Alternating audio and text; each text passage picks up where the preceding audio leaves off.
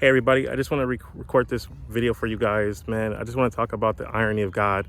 Sometimes there are things that you see and you admire in other people, and you wish you had those qualities. You wish you had those characteristics. And a lot of times there's with the people that you're wishing that you would be more like, deep down inside, because you are blessed. The word blessed means to be highly envied. Those same people are envying something that's on your life right now. God has placed a call. God has anointed you for a specific purpose, and as long as you are so busy being focused on what you don't have, you miss the opportunity for God to move in what you do have.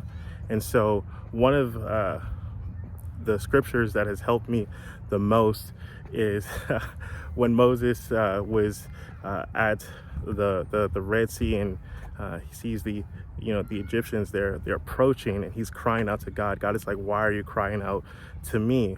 What have I placed in your hands?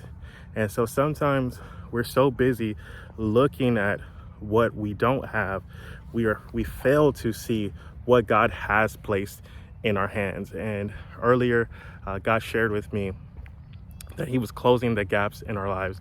And some of you guys, this area of jealousy, this area of envy, is coming from a place of where your greatest shortcoming, or as God says, your greatest area of pain.